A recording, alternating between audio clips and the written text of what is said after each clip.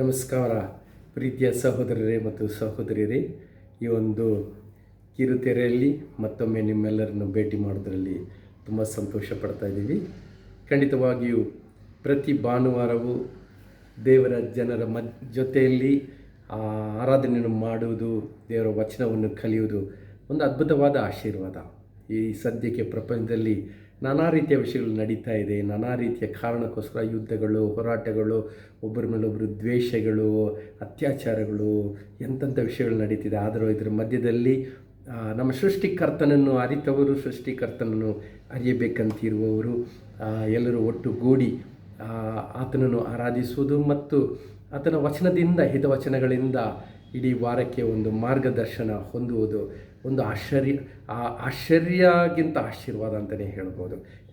So ಈ ಭಾನುವಾರ ಖಂಡಿತವಾಗಿ ಎಲ್ಲರನ್ನು ಒಂದು ಭಾನುವಾರದ ಆರಾಧನೆಯಲ್ಲಿ ಮುಂದುವರೆದು ದೇವರ ವಚನ ಕೇಳುವ ಒಂದು ಸಮಯವಾಗಿದೆ. ಈ ದಿನ ನಾನು ಯೋಚನೆ ಮಾಡುತ್ತಿದ್ದೆ, ನಮ್ಮನ್ನು ದೇವರು ಕರೆದಿದ್ದಾರೆ. ಕೆಲವರಿಗೆ ಅದು ಅರ್ಥವಾಗುವುದಿಲ್ಲ. ನನಗೂ ಸುಮಾರು ವರ್ಷಗಳು ಅದು ಅರ್ಥವಾಗಿಲ್ಲ.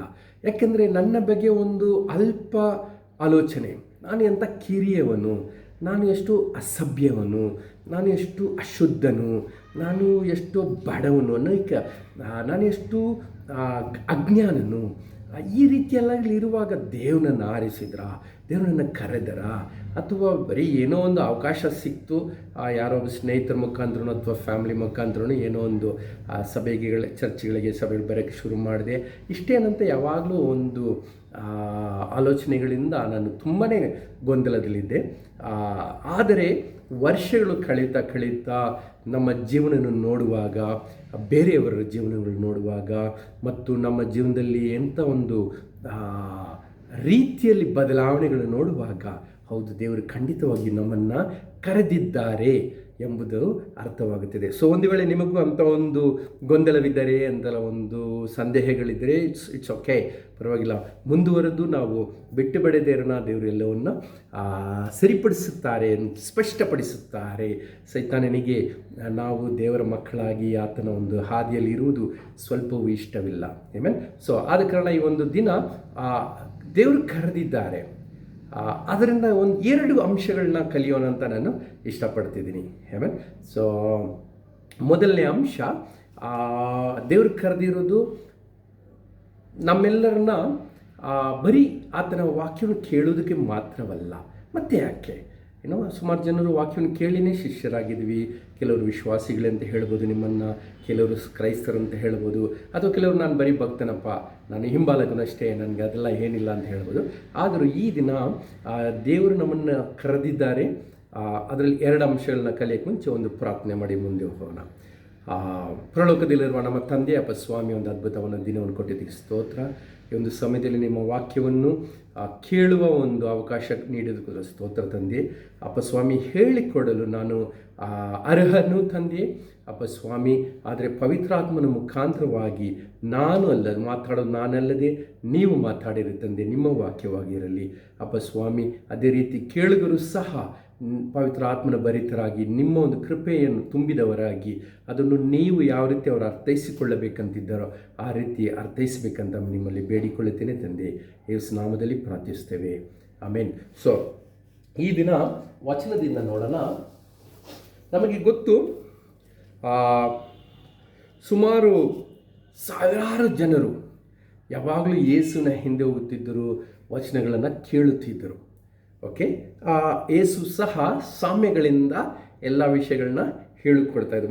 ಮತ್ತಾಯ 4ನೇ ಅಧ್ಯಾಯದಲ್ಲಿ ವಿಶಿಷ್ಟವಾಗಿ ಸುಮಾರು ಸಾಮ್ಯಗಳಿಂದ ಮಾತಾಡಿದ್ದಾರೆ. ತದನಂತರ 35ನೇ ವಚನ ನೋಡೋಣ. ಯೇಸು ಸುಮಾರು ಬೋಧಿಸಿದ್ದಾರೆ ಸಾಮ್ಯಗಳಲ್ಲಿ. ಬೇಕಾದರೆ 33ನೇ ವಚನ ಓದಿದ್ರು ಅದೇ ಹೇಳುತ್ತೆ, ಆತನು ಈ ತರಹ ಅನೇಕ ಸಾಮ್ಯಗಳಿಂದ ಜನರ ಗ್ರಹಿಕೆಗೆ ತಕ್ಕ ಹಾಗೆ ದೇವರ ವಾಕ್ಯವನ್ನು ಹೇಳುತ್ತಿದ್ದನು.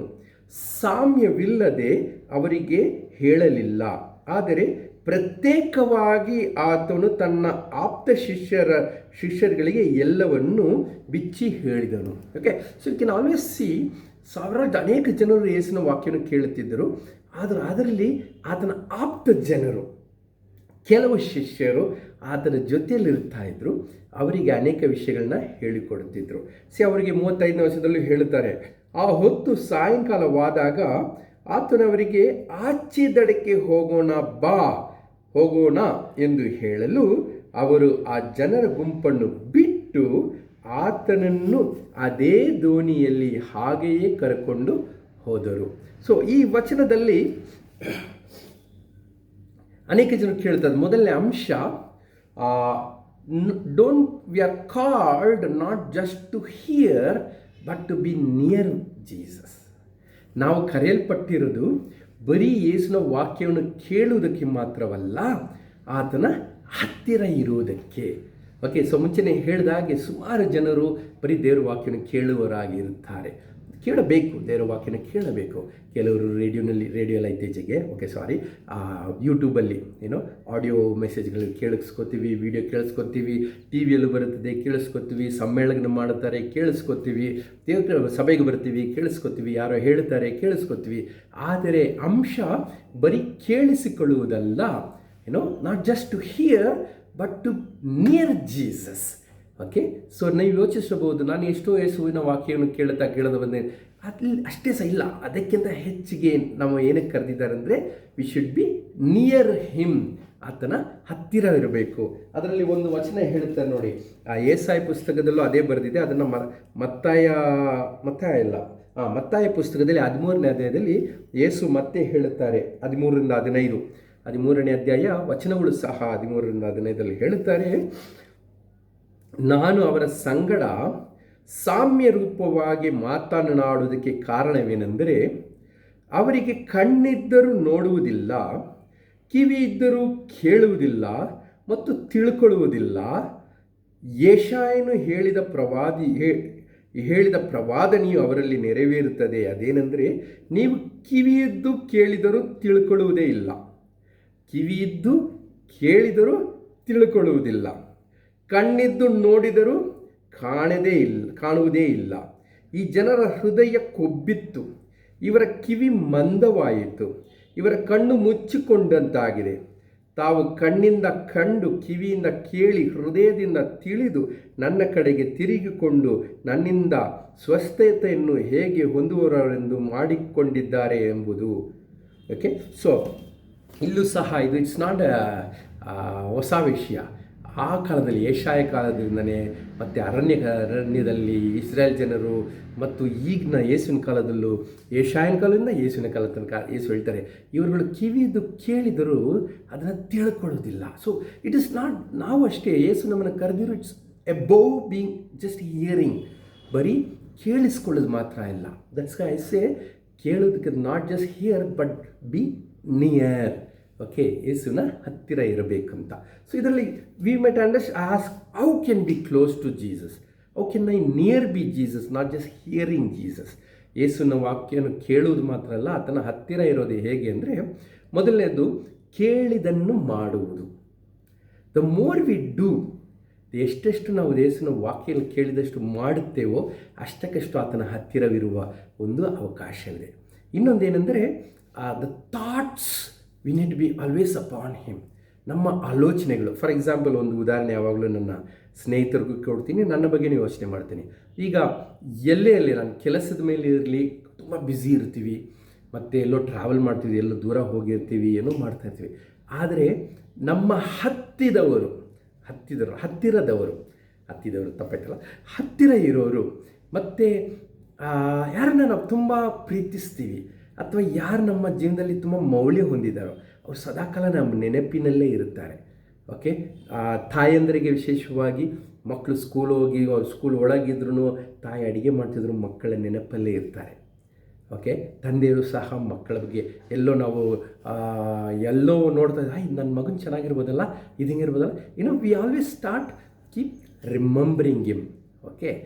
ಯಾರನ್ನ ಹೆಚ್ಚಿಗೆ ಪ್ರೀತಿಸ್ತೀವೋ ಅವರು ನಮ್ಮ ಯೋಚನೆಯಲ್ಲಿ, ನಮ್ಮ ಮನಸ್ಸಿನಲ್ಲಿ ತುಂಬಿರ್ತಾರೆ. We can ask a question, ನಾನು ಬರೀ ಭಾನುವಾರ ಬಂದ ತಕ್ಷಣ ಹಾಡುಗಳು ಹಾಡುವಾಗ ಇದೆ ತುಂಬ ಹಾಡ್ತೀನ, ಅಥವಾ ಆತನ ಒಂದು ನೆನಪಿನಲ್ಲಿ ಸಾನ್ನಿಧ್ಯದಲ್ಲಿ ಸದಾಕಾಲ ಇರ್ತೀನ?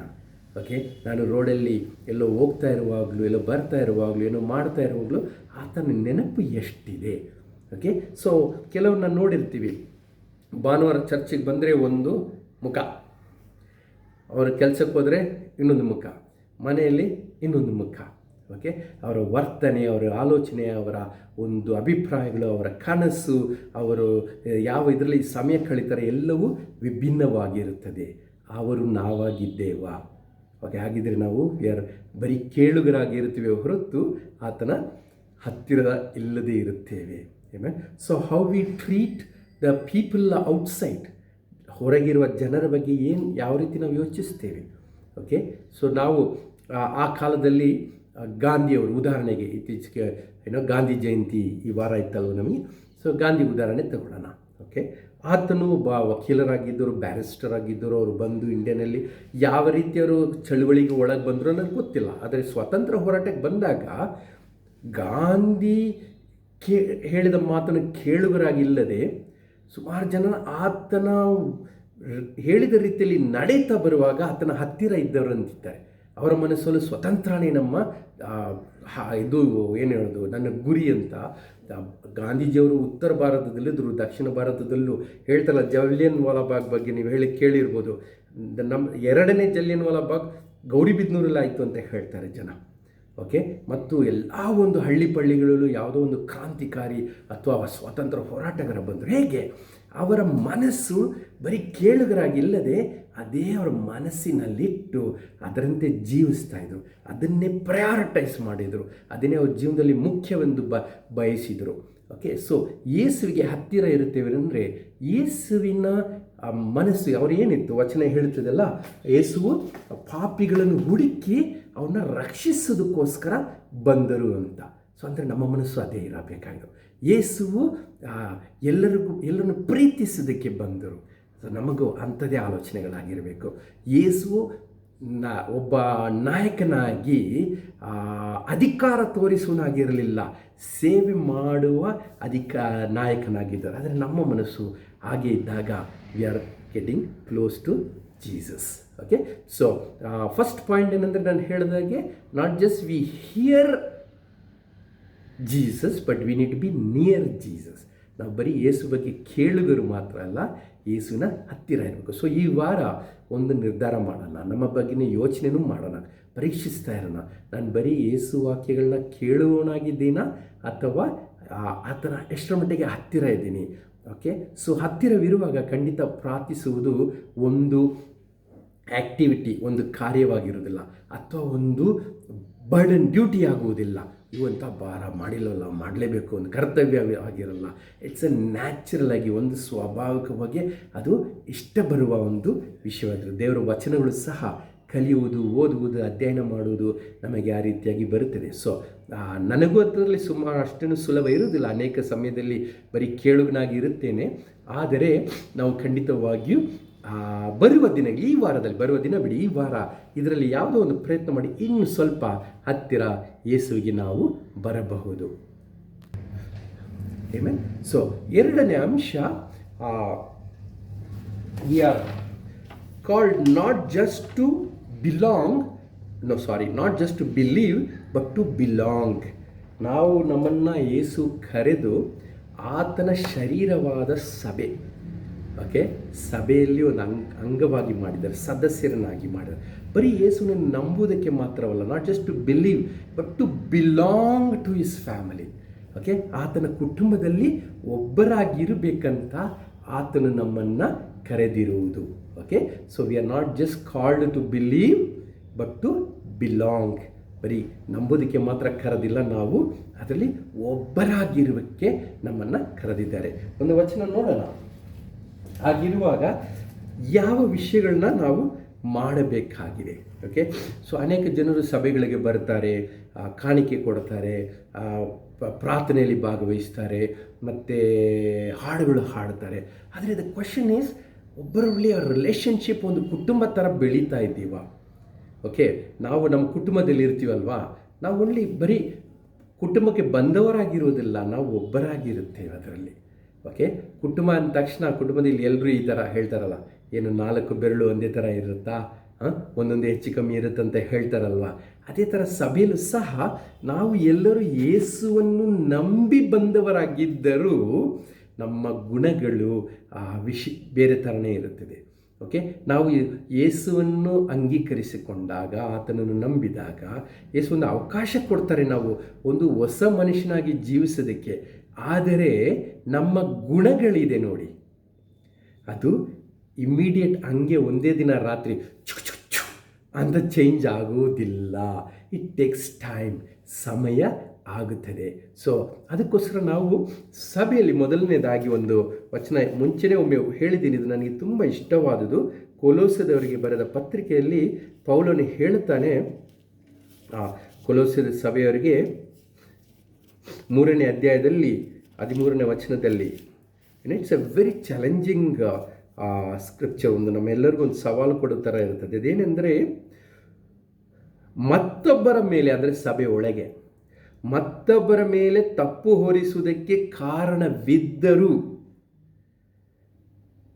ಒಬ್ಬರಿಗೊಬ್ಬರು ಸೈರಿಸಿಕೊಂಡು ಕ್ಷಮಿಸಿರಿ, ಕರ್ತನು ನಿಮ್ಮನ್ನು ಕ್ಷಮಿಸಿದಂತೆಯೇ ನೀವು ಕ್ಷಮಿಸಿರಿ. ಈ ಒಂದು ಸಮಯದಲ್ಲಿ ನಾನು ಒಂದೇ ಹೇಳೋಕ್ಕೆ ಇಷ್ಟಪಡ್ತೀನಿ, ಅನೇಕ ತಜ್ಞರು, ಅಂದರೆ ಸಭೆಯ ಬಗ್ಗೆ ಸುಮಾರು ಸಂಶೋಧನೆ ಮಾಡೋರು, ಕೇಳುವರು, ನೋಡುವರು, ಪುಸ್ತಕಗಳು ಬರೆಯೋರು, ಅವರೆಲ್ಲರದ ಅಭಿಪ್ರಾಯ ಏನಂದರೆ, ಸಭೆ ಅಂತ ಬಂದ ಮೇಲೆ, ಶಿಷ್ಯರಾಗಿ ಅಥವಾ ಕ್ರೈಸ್ತರಾಗಿ ಸದಸ್ಯರಾಗಿ ಬಂದ ಮೇಲೆ ಒಬ್ಬರೊಬ್ಬರ ಹತ್ತಿರಕ್ಕೆ ಬಂದಾಗ ಒಬ್ಬರೊಬ್ಬರ ಬಲಹೀನತೆಗಳು ಹೊರಗೆ ಬರುತ್ತದೆ. ಓಕೆ, ಒಬ್ಬರೊಬ್ಬರ ಪಾಪ ಗುಣಗಳು ಹೊರಗೆ ಬರುತ್ತದೆ. ಆಗ ಅನೇಕ ಸಮಯದಲ್ಲಿ ಸಂಬಂಧಗಳು ಜೊತೆಯಲ್ಲಿರೋದು ಬಿಟ್ಟು ದೂರ ಹೋಗುತ್ತದೆ. ಒಬ್ಬರೊಬ್ಬರ ಮೇಲೆ ಚಾಡಿ ಹೇಳೋದು, ಒಬ್ಬರು ಗ್ರೂಪ್ಗಳು ಮಾಡ್ಕೊಳ್ಳೋದು, ಈ ಗ್ರೂಪ್ ಇವ್ರ ಬಗ್ಗೆ ಹಿಂದೆ ಮಾತಾಡೋದು, ಅವನನ್ನು ಇವ್ರ ಮೇಲೆ ಮಾತಾಡೋದು, ಮತ್ತು ಒಬ್ಬರು ಇವ್ರ ಬಲಹೀನತೆಯಿಂದ ಇವ್ರಿಗೆ ನೋವು ಮಾಡಿರ್ತಾರೆ.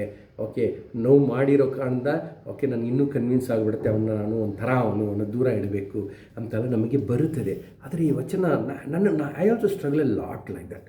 ಓಕೆ, ಸಭೆಯಲ್ಲಿ ನಾನು ಒಂದೇ ಸಭೆಯಲ್ಲಿ ಒಂದು ಸುಮಾರು 30 ವರ್ಷಗಳಿಗಿಂತ ಹೆಚ್ಚಿರುವಾಗ ಕೆಲವ್ರು ಕಂಡ್ರೆ ನನಗಾಗೋದಿಲ್ಲ, ಅವರ ಕೃತ್ಯಗಳು ಇಷ್ಟವಾಗಲ್ಲ, ಅವ್ರು ಏನಾದ್ರು ತಪ್ಪು ಮಾಡಿದರೆ ಅದು ಎಲ್ರಿಗೂ ಹೇಳಬೇಕಂತ ಅನಿಸ್ತದೆ. ಅದೇ ರೀತಿ ನನಗೂ ಗೊತ್ತು, ನನ್ನ ಬಗ್ಗೆನೂ ಕೆಲವರು ಆ ರೀತಿ ನಾನು ಮಾಡಿದ ವಿಷಯಗಳು ಅವ್ರಿಗೆ ಇಷ್ಟವಾಗದೆ ಕ್ಷಮಿಸದೆ ಅಥವಾ ಬೇರೆಯವ್ರ ಹತ್ರ ಹೇಳ್ತಾ ಬರೋದು. ಸೊ ಇವುಗಳು that is not we are called for. ನಮ್ಮನ್ನು ಅದಕ್ಕೆ ಕರೆಯೋದಿಲ್ಲ ದೇವರು. ಒಬ್ಬರೊಬ್ಬರನ್ನ ಕ್ಷಮಿಸಿ ಒಬ್ಬರನ್ನ ಸೈರಿಸಿಕೊಳ್ಳಬೇಕು. ವಚನ ಹೇಳುತ್ತದೆಲ್ಲ, ತಪ್ಪು ಹೊರಿಸುವುದಕ್ಕೆ ಕಾರಣ ಇದ್ದರೂ ಅವನ ಕ್ಷಮಿಸೋಣ. ಓಕೆ, ಕ್ರಿಸ್ತನು ಸಹ ಹೇಗೆ ನಮ್ಮನ್ನು ಕ್ಷಮಿಸಿದ್ರು ಹಾಗೆ ಅವರನ್ನು ಕ್ಷಮಿಸೋಣ ಅಂತ. ಸೊ ನಮ್ಮಲ್ಲಿ ಆ ಒಂದು ಗುಣ ಈ ವಾರ ನಾವು ನಮ್ಮ ಬಗ್ಗೆ ಯೋಚನೆ ಮಾಡಿ, ಆ ಗುಣ ನನ್ನೊಳಗೆ ಇದೆಯಾ? ಯಾಕೆಂದರೆ ಇದು ಲೌಕಿಕವಾಗಿ ನಮ್ಮ ಒಂದು ಗುಣವಾಗಿರುತ್ತದೆ. ಯಾಕೆಂದರೆ ಲೌಕಿಕ ಗುಣದಲ್ಲಿ ಒಳ್ಳೆಯವನಿಗೆ ಒಳ್ಳೆಯವನು, ಕೆಟ್ಟವನಿಗೆ ಕೆಟ್ಟವನು, and it is an accepted thing. ಎಲ್ಲರೂ ಅದನ್ನು ಸ್ವೀಕರಿಸ್ಕೋತಾರೆ. ಹೌದು, ಅವನು ಹಂಗಿದ್ದಾನೆ, ಅವನು ಅಯೋಗ್ಯ, ಅವ್ನು ಹಂಗೆ ಮಾಡಬೇಕು, ಅವ್ನು ಹಂಗೆ ಆಗಬೇಕು. ಇನ್ನು we are all like that. ಚಿಕ್ಕ ವಯಸ್ಸಿನಾಗ ಬೆಳೆದು ಬಂದುಬಿಟ್ಟಿದ್ವಿ. ಈಗ ಅದು ಬದಲಾವಣೆಗೆ ಕಷ್ಟ. ಆದರೆ ಬದಲಾವಣೆಗೆ ಕಷ್ಟ ಅಂತ ಅದನ್ನು ಹಾಗೆ ಬಿಡಬಾರದು, ಪ್ರಯತ್ನಗಳು ಪಡ್ತಾ ಇರಬೇಕು. ನಾನು ಹೇಳಿದಲ್ಲ, ನನಗೂ ಆ ರೀತಿ ಇದೆ ಅಂತ. ಆದರೆ ವಚನವನ್ನು ಕೇಳಿದ ಕಾರಣದಿಂದ ನಾನು ಪ್ರಯತ್ನಗಳನ್ನು ಮಾಡ್ತಾ ಬರ್ತಾ ಇದ್ದೀನಿ. ಓಕೆ, ಸೊ ನಿಮ್ಮಲ್ಲೂ ಅದೇ ಕೇಳ್ಕೊಳ್ತೇನೆ, ಪ್ರಯತ್ನ ಪಡಿರಿ. ಓಕೆ, ಅದರಿಂದ ಬರೋದಕ್ಕೆ ನಮ್ಮ ಅಭ್ಯಾಸಗಳನ್ನು ನಮ್ಮ ಬದಲಾವಣೆ ಮಾಡಿಸ್ಕೊಳ್ಳೋದು ತುಂಬ ಕಷ್ಟ. ಗುಣಗಳೆಂದರೆ ಏನು? ಸುಮಾರು ಅಭ್ಯಾಸಗಳು ಸೇರಿ ಒಂದು ಗುಣ ಆಗಿಬಿಡುತ್ತೆ. ಓಕೆ, ಸೊ ಆ ಗುಣಗಳು ಕ್ರಿಸ್ತನಂತೆ ನಮ್ಮ ಗುಣಗಳಾಗಬೇಕಂತ ಯೇಸು ನಮ್ಮಲ್ಲಿ ಆಸೆ ಪಡ್ತಾರೆ. ಅದು ಹೇಳ್ತಾರಲ್ಲ, ಕ್ರಿಸ್ತನು ನಮ್ಮನ್ನು ಕ್ಷಮಿಸಿದ ಹಾಗೆ ನಾವು ಬೇರೆಯವ್ರನ್ನ ಕ್ಷಮಿಸಬೇಕು. ಸೊ ಈ ಗುಣ ಬರಬೇಕಂದ್ರೆ ಅಭ್ಯಾಸಗಳು, ಅಂದರೆ ವಾಟ್ ಈಸ್ ಅಭ್ಯಾಸ? ಹ್ಯಾಬಿಟ್ ಅಂತೀವಲ್ಲ, ಪದೇ ಪದೇ ಏನನ್ನ ಮಾಡುತ್ತಾನೆ ಬರ್ತೀವೋ ಅದು ನಮಗೆ ಅಭ್ಯಾಸವಾಗಿ ಅದು ಒಂದು ಗುಣವಾಗಿ ಬಿಡುತ್ತದೆ. ಓಕೆ, ಸೊ ಬೇರೆಯವ್ರನ್ನ ನಾವು ತಪ್ಪು ಹೊರಿಸೋದಕ್ಕೆ ಕಾರಣವಿದ್ದರೂ ಸೈರಿಸಿಕೊಳ್ಳಬೇಕಾದ್ರೂ ಇಟ್ಸ್ ಅ ವೆರಿ ಬ್ಯೂಟಿಫುಲ್ ಗುಣ. ಅದು ಅದ್ಭುತ, ಒಂದು ಸುಂದರವಾದ ಗುಣ. ಅವ್ರ ಮೇಲೆ ನನ್ನ ಸ್ನೇಹಿತ ಒಬ್ಬರಿದ್ದಾನೆ, ಸಂತೋಷ್ ಅಂತ. ಈಗ ಸಭೆಯಲ್ಲಿ ಅವ್ರನ್ನ ಹಿರಿಯರಾಗಿ ಅವ್ರನ್ನ ನೇಮಕ ಮಾಡಿದ್ದಾರೆ. ಅವರು ನನಗಿಂತ ಕೆಲವು ತಿಂಗಳು ಸಣ್ಣವನು ವಯಸ್ಸಿನಲ್ಲಿ, ಆದರೆ ಆತನ ಗುಣ ಅದ್ಭುತವಾದುದು. ಎಷ್ಟು ಸೈರಿನ ಶಕ್ತಿ ಇದೆ. ಓಕೆ, ಕೆಲವ್ರ ಮೇಲೆ ನಾವು ಸೈರಿಸ್ಕೊಳ್ಬೋದು, ಆದರೆ ಎಲ್ಲರಿಗೂ ಸೈರಿಸ್ಕೊಳ್ಳೋದು ಪಾಪ ಕಷ್ಟ. ಆದರೆ ಅದು ಹೇಗೆ ಅವ್ರಿಗೆ ಜಾಸ್ತಿ ಆಗಿದೆ, ನೋಡ್ತಾ ನೋಡ್ತಾ ಅದು ಇನ್ನಷ್ಟು ಬಲವಾಗ್ತಿದೆ. ಅಂದರೆ ಹೆಂಗೆ, ಅದು ಅಭ್ಯಾಸ. ಓಕೆ, ಅದನ್ನು ಮಾಡೋದು ಹ್ಯಾಬಿಟ್, ಅದನ್ನು ಪದೇ ಪದೇ ಮಾಡುತ್ತಾ ಬರುವಾಗ ಇಟ್ ಈಸ್ ಬಿಕಮಿಂಗ್ ಎ ಸೈರಿಸುವ ಗುಣ. ಅದೇ ಸಮಯದಲ್ಲಿ ರಾಂಗ್ ಅಭ್ಯಾಸ, ಅಂದರೆ ನಾನು ಕ್ಷಮಿಸಲ್ಲ, ಕ್ಷಮಿಸಲ್ಲ ಹಂಗೆ ಅಂತ ಅದು ಒಂದು ಗುಣ ಆಗಿಬಿಡುತ್ತೆ. ಸೈರಿಸದ ಗುಣವನ್ನು ನಾವು ಬೆಳೆಸ್ಕೊಂಡ್ಬಿಡ್ತೀವಿ. So we are not called for that. ನಾವು ಅದಕ್ಕೆ ಕರೆಯಲ್ಪಟ್ಟಿಲ್ಲ. ನಾವು ಯೇಸುವಿನ ಗುಣಗಳನ್ನು ಹೊಂದೋದಕ್ಕೆ ಕರೆಯಲ್ಪಟ್ಟಿದ್ದು. ಆ ಒಂದು ಗುಣ ಏನಂದರೆ, ಸಭೆಯಲ್ಲಿ we are not just, we need to feel belong. ಕುಟುಂಬದಲ್ಲಿ ಹೆಂಗೆ ಒಬ್ಬರನ್ನ ಸಹಿಸ್ಕೋದು, ಏನು ಮಾಡೋದು, ನಮ್ಮ ಒಡ ಹುಟ್ಟಿದ ತಮ್ಮ, ಅಣ್ಣ, ಅಕ್ಕ, ತಂಗಿ, ಏನು ಮಾಡೋಕ್ಕಾಗುತ್ತೆ, ಸಹಿಸ್ಕೋಬೇಕು. ಆ ಒಂದು ಗುಣ ನಮ್ಮಲ್ಲಿ ಬರಬೇಕು. ಯಾಕಂದರೆ ಕ್ರಿಸ್ತನೇ ಹೇಳಿದ್ರಲ್ಲ, ನಾನು ನಿಮ್ಮನ್ನು ಪ್ರೀತಿಸಿದ ಮೇರೆಗೆ ನೀವು ಒಬ್ಬರೊಬ್ಬರನ್ನ ಪ್ರೀತಿಸಿರಿ.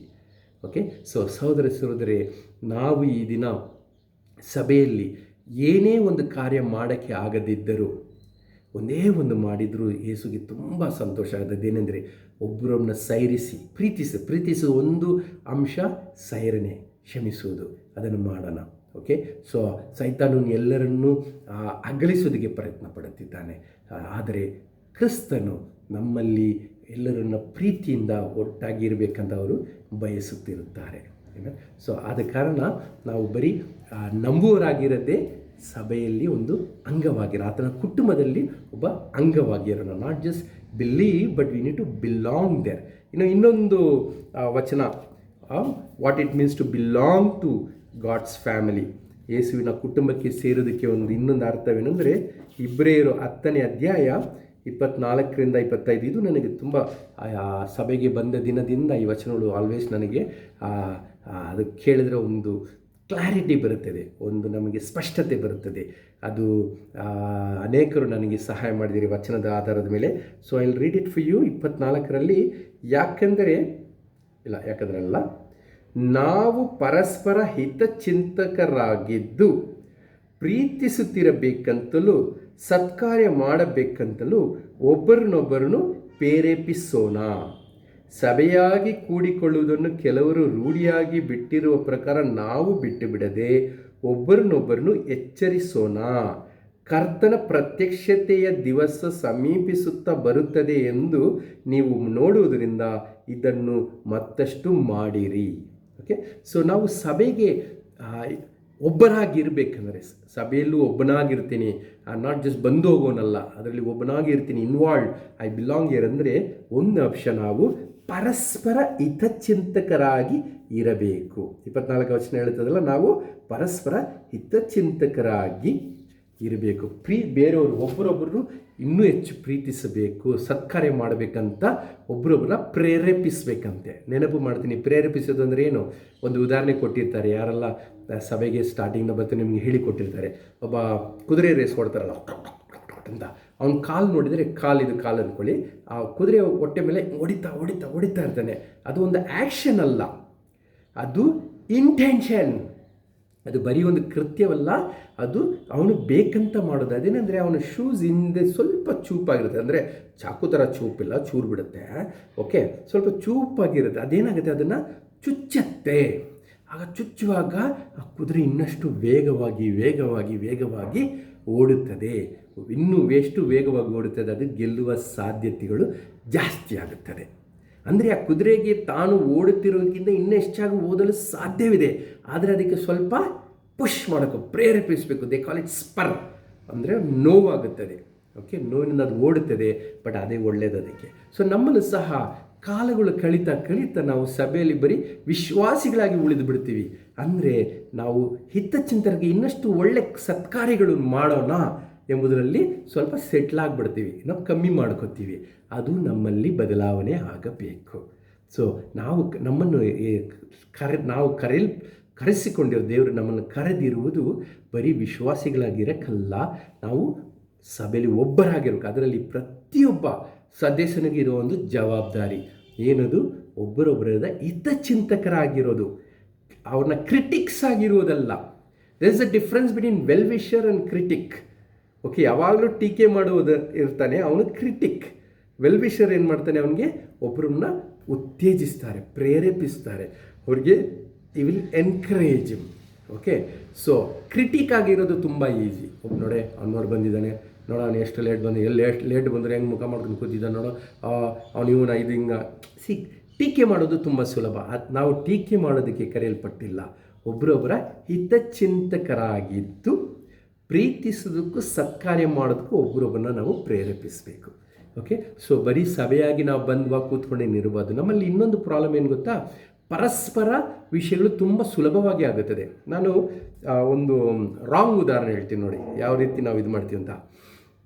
ಸಭೆಗೆ ಒಂದಿನ ನಾನು ಲೇಟಾಗಿ ಹೋಗ್ತಾನೆ ದಾರಿ ಉದ್ದಕ್ಕೂ ನನಗೆ ಡಬರಾಚೆ ಏನೋ ಇದು ಇವತ್ತು ಲೇಟ್ ಆಯಿತು ಅಂದ್ಕೊಂಡು ಹೋಗಿ ಗಾಡಿ ನಿಲ್ಲಿಸ್ಬಿಟ್ಟು ಅಂತ ಸಭೆಯೊಳಗೆ ಹೋಗ್ತೀನಿ.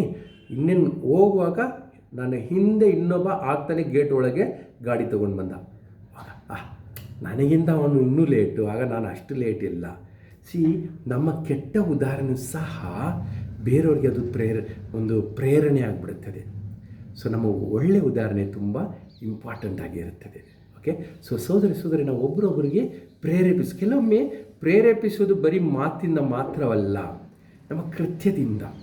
ಒಮ್ಮೆ ನಾನು ಇತ್ತೀಚೆಗೆ ತುಂಬ ವರ್ಷಗಳಾಗಿಲ್ಲ, ಇತ್ತೀಚೆಗೆ ನಾನು ಯಾವುದೋ ಒಂದು ಸಭೆ ಮೀಟಿಂಗ್ ಆದಮೇಲೆ ಊಟನೂ ಇತ್ತು. ಊಟ ಮಾಡಿಬಿಟ್ಟು ನಾವೆಲ್ಲ ರಾಜ್ಯರ ಥರ ತಿಂದು ಪ್ಲೇಟೆಲ್ಲ ಹಾಕ್ಬಿಟ್ಟು ನಮ್ಮ ಕೈ ಮಾತ್ರ ತೊಳ್ಕೊಂಡು ಬಂದ್ವಿ. ಆಗ ನೋಡಿದರೆ ಒಬ್ಬ ಸಹೋದರಿ, ಅವರು ಸಭೆಯಲ್ಲಿ ಮುಖಂಡರು, ಅವರು ಪರಕೆ ತಗೊಂಡು ಎಲ್ಲ ನುಡಿಸ್ತಾಯಿದ್ರು. ಓಕೆ, ಐ ಟೆಲ್ ಯು, ಅದನ್ನು ನೋಡಿ ಸುಮಾರು ಸಿಸ್ಟರ್ಸ್ಗಳಿಗೆ ಫಸ್ಟ್ ಕನ್ವಿಕ್ಟ್ ಆಗುತ್ತೆ. ನಾನೇನು ಇಷ್ಟು ಸ್ವಾರ್ಥಿಯಾಗಿದ್ದೆ, ನಾನು ಮಾಡಬೇಕಾಗಿತ್ತು ಅಂತ. ನನಗೂ ಹಂಗೆ ಅನ್ನಿಸ್ತು, ಅಯ್ಯೋ ಒಬ್ಬ ಸಿಸ್ಟರೇ ಮಾಡ್ತಿರುವಾಗ ನಾವೆಲ್ಲ ತಿಂದು ಕೆಳಗೆ ಬಿಸಾಗಿರೋದು, ನಾವೇನು ರಾಜ್ಯರ ಥರ ಬಂದು ಹೋಗ್ತಿದ್ದೀವಿ. ಈ ರೀತಿಯಾಗಿ ಅದು ಪ್ರೇರೇಪಿಸ್ತದೆ. ಮಾತಿಲ್ಲ, ಕತೆ ಇಲ್ಲ, ಕೃತ್ಯದಿಂದ ಹೇಳ್ತೀವಲ್ಲ, ಮಾತಿಗಿಂತ ಕೃತಿ ಲೇಸು. ಸೊ ಕೃತ್ಯದಿಂದನೂ ಅದು ಆಗುತ್ತದೆ. ಇನ್ನು ಇತ್ತೀಚೆಗೆ ನಮ್ಮ ಸಂಡೇ ಸರ್ವಿಸಲ್ಲಿ ನಮ್ಮ ಫ್ಯಾಮಿಲಿ ಗ್ರೂಪಲ್ಲಿ ಕೆಲವು ಬ್ರದರ್ಸ್ ಸಿಸ್ಟರ್ಸ್ ಹೇಳಿದ್ರು, ಇದು ಏನಾದರೂ ನಾವು ಸಭೆಗೋಸ್ಕರ ಮಾಡಬೇಕು, ಆಫ್ಟರ್ ಸಂಡೇ ಸರ್ವಿಸ್ ಆದಮೇಲೆ ಏನೋ ಮಾಡೋಣ ಅಂತ. ಕಲ್ಲಂಗಡಿ ಅಲ್ಲ, ದರ್ಬೂಜ. ಓಕೆ, ದರ್ಬೂಜ ಸೀಸನ್ ಅದು, ಕೆಲವು ತಿಂಗಳ ಹಿಂದೆ ಸುಮಾರು ದರ್ಬೂಜ ತಂದುಬಿಟ್ಟು ಅದನ್ನೆಲ್ಲ ಕಟ್ ಮಾಡಿ ಎಲ್ರಿಗೂ ಫ್ರೀಯಾಗಿ ಕೊಟ್ಟರು. ಓಕೆ, ಆಮೇಲೆ ಇನ್ನೊಂದು ವಾರ ಇನ್ನೊಬ್ಬ ಅದೇ ಫ್ಯಾಮಿಲಿ ಇನ್ನೊಬ್ಬರು ಈ ಸಲ ನಾನು ಬೇರೆ ಅಂತ ಕೊಡ್ತೀನಿ ಅಂತ ಟೀನೋ ಏನೋ ಕೊಟ್ಟಿರಬೇಕು, ನಾನು ಅಷ್ಟು ನೆನಪಿಲ್ಲ. ಸ್ವಲ್ಪ ಇನ್ನೊಂದು ವಾರ ಬಂದುಬಿಟ್ಟು ಇನ್ನೊಬ್ಬ ಬೇರೆ ಯಾರೋ ನಮ್ಮ ಫ್ಯಾಮಿಲಿ ಗ್ರೂಪೇ ಇಲ್ಲ, ಬೇರೆ ಯಾರು ಅವ್ರು ಬಂದು ಭಯ ನೆಕ್ಸ್ಟ್ ವೀಕ್ ನೀವೇನು ಮಾಡಿ, ನಾವೇನಾದ್ರು ಮಾಡ್ತೀವಿ ಅಂತ ಅವರೆಲ್ರಿಗೂ ಜ್ಯೂಸ್ ಕೊಟ್ಟರು. ಓಕೆ, ಆಮೇಲೆ ಒಂದೆರಡು ವಾರ ಬಿಟ್ಟು ಯಾರು ಟೀ ಕೊಟ್ಟರು. ಇದು ನಾನು ಏನು ಹೇಳಕ್ಕೆ ಬರ್ತೀನಿ ಅಂದರೆ, ನಮ್ಮ ಕಾರ್ಯಗಳು ಸಹ ಕೆಲವೊಮ್ಮೆ ಪ್ರೇರೇಪಣೆ ಮಾಡುತ್ತದೆ. ಓಕೆ, ಸೊ ಸಭೆಯಾಗಿ ನಾನು ಏನು ಮಾಡಬಹುದು?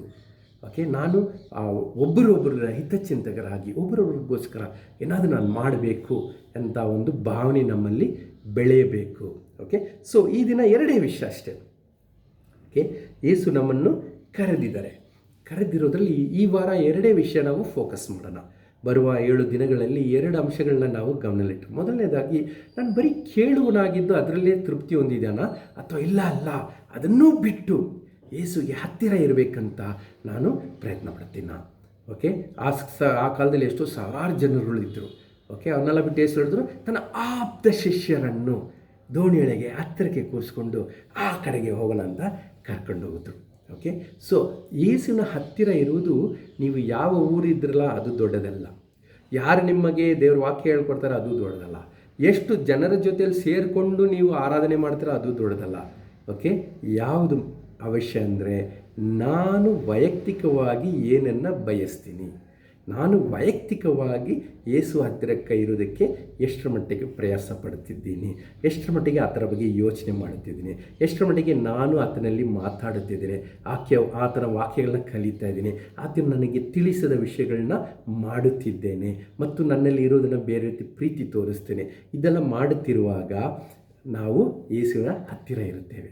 ಕೆಲವೊಮ್ಮೆ ಹೇಳ್ತೀನಿ ನೋಡಿ, 10,000 20,000 ಜನರಿರುವ ಜನಸಮೂಹದಲ್ಲಿ ಎಲ್ಲರೂ ಸೇರಿ ದೇವರ ಆರಾಧನೆ ಮಾಡಿದರೂ, ಈ ವಚನ ಹೇಳ್ತಲ್ಲ, ಯೆಶಾಯ ಹೇಳ್ದಂಗೆ ಅವರ ಮನಸ್ಸು ದೂರವಿದೆ.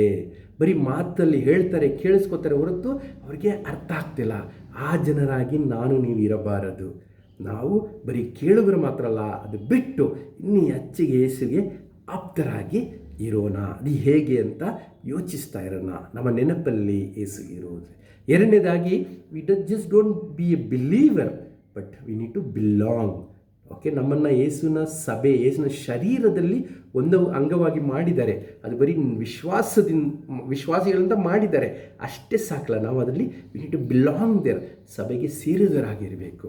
ಓಕೆ, ಅವ್ರು ನಮ್ಮ ಲೀಡ್ರು, ಅವ್ರು ಏನೋ ಮಾಡ್ತಾರೆ, ಇವ್ರು ಯಾರೋ ಬಂದರು, ಇವರೇನೋ ಹಾಡಾಡ್ತಿದ್ದಾರೆ, ಆ ರೀತಿಯಾದ ಭಾವನೆ ಇಲ್ಲದೆ ನಾನು 2 ಅಂಶಗಳು ನೋಡಿದ್ವಿ. ಅದು ಸುಮಾರು ವಿಷಯಗಳಿದೆ, ನೀವು ಓದಿರಿ, ಅದು ದೇವರು ನಿಮಗೆ ತಿಳಿಸ್ದಂಗೆ ಮಾಡಿರಿ. ಆದರೆ 2 ವಿಷಯ ಮಾಡಿ.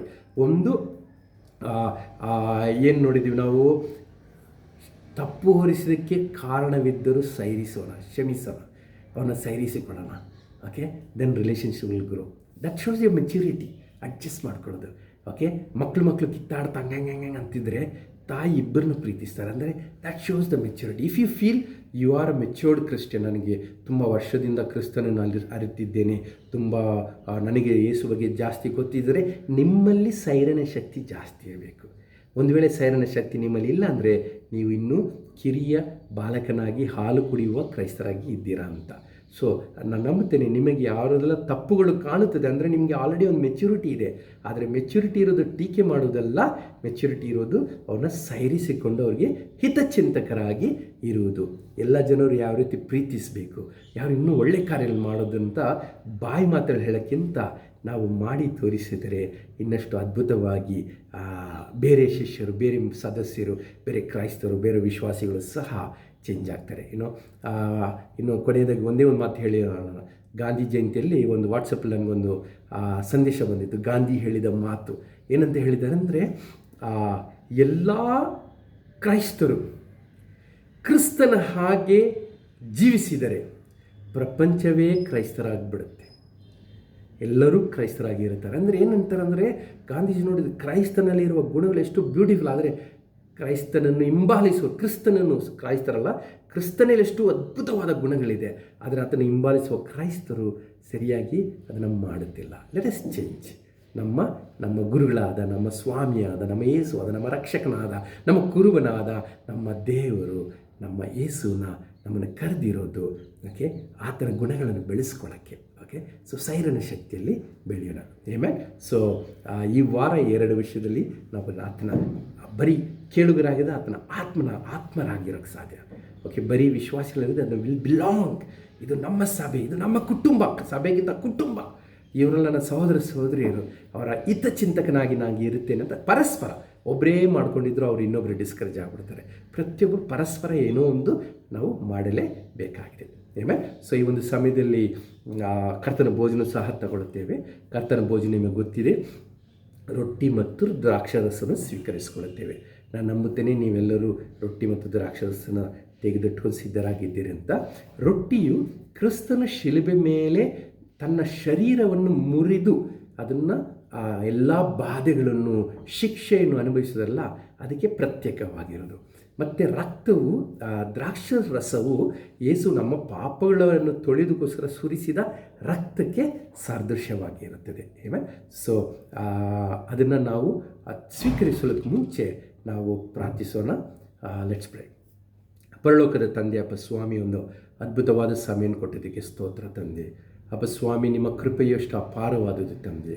ಅಪ್ಪ ಸ್ವಾಮಿ, ನೀವು ನಮ್ಮ ಮೇಲಿರುವ ಪ್ರೀತಿಯ ಕಾರಣದಿಂದ ನಮ್ಮನ್ನು ಶುದ್ಧರಾಗಿ ಮಾಡೋದಕ್ಕೋಸ್ಕರ, ಅಪ್ಪ ಸ್ವಾಮಿ, ನಮ್ಮನ್ನು ನಿಮಗೆ ಆಪ್ತರಾಗಿ ಮಾಡೋದಕ್ಕೋಸ್ಕರ, ಬರೀ ನಾವು ದೇವರ ವಾಕ್ಯವನ್ನು ಕೇಳೋರಲ್ಲ, ಇನ್ನೂ ನನ್ನ ಹತ್ತಿರಕ್ಕೆ ಬರಬೇಕು, ನನ್ನ ಮಕ್ಕಳಾಗಿ, ನನ್ನ ಸ್ನೇಹಿತರಾಗಿರಬೇಕು ಅಂತ, ಲೋಕಕ್ಕೆ ಬೆಳಕಾಗಿರಬೇಕು, ನನ್ನ ಶಿಷ್ಯರು ಸಾಕ್ಷಿಗಳಾಗಿರಬೇಕಂತ ನಮ್ಮನ್ನು ಕ್ಷಮಿಸೋದಕ್ಕೋಸ್ಕರ, ಪಾಪಗಳನ್ನು ಕ್ಷಮಿಸೋಕ್ಕೋಸ್ಕರ ಎಲ್ಲ ತಪ್ಪುಗಳ ಶಿಕ್ಷೆಯನ್ನು ಆ ಕಲ್ವಾರಿ ಕ್ರೂಜಿ ಮೇಲೆ, ನಿಮ್ಮ ಶರೀರದ ಮೇಲೆ ಹೊತ್ತುಕೊಂಡಿದ್ದಕ್ಕೆ ಸ್ತೋತ್ರ ತಂದೆ. ಅಪ್ಪ ಸ್ವಾಮಿ, ಆ ಒಂದು ಶರೀರಕ್ಕೆ ಸಾದೃಶ್ಯವಾದ ಈ ರೊಟ್ಟಿಯನ್ನು ತೆಗೆದುಕೊಳ್ಳುವಾಗ ಅಪ್ಪ ಸ್ವಾಮಿ, ನಮ್ಮೊಳಗೆ ಆ ಒಂದು ನಿರ್ಧಾರ ಮಾಡೋ ಒಂದು ಬಲವನ್ನು ನೀಡಿರಿ ತಂದೆ.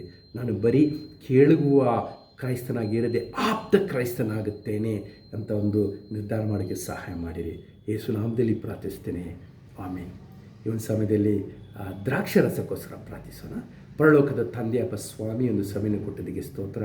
ಅಪ್ಪ ಸ್ವಾಮಿ, ನಿಮ್ಮ ಪ್ರೀತಿಯಿಂದ ನಮ್ಮ ಒಂದು ಘೋರವಾದ ಪಾಪವು, ಹೇಳಿಕೊಳ್ಳೋದಕ್ಕೂ ನೆನೆಸಿಕೊಳ್ಳೋದು ಅಸಹ್ಯ ಎನಿಸುವ ಪಾಪಗಳನ್ನು, ಆ ಕರೆಯನ್ನು, ಆ ಒಂದು ಕೊಳಕನ್ನು ತೊಳೆಯೋದಕ್ಕೆ ತೊಳೆದು ನಮ್ಮನ್ನು ಶುದ್ಧೀಕರಿಸಿ ನಮ್ಮನ್ನು ಪರಿಶುದ್ಧರು, ದೇವರ ಮಕ್ಕಳು ಆ ರೀತಿಯಾಗಿ ಮಾಡೋದಕ್ಕೆ ಶಿಲುಬೆ ಬೆಲೆ ರಕ್ತವನ್ನು ಸುರಿಸೋದಕ್ಕೆ ಸ್ತೋತ್ರ ತಂದೆ.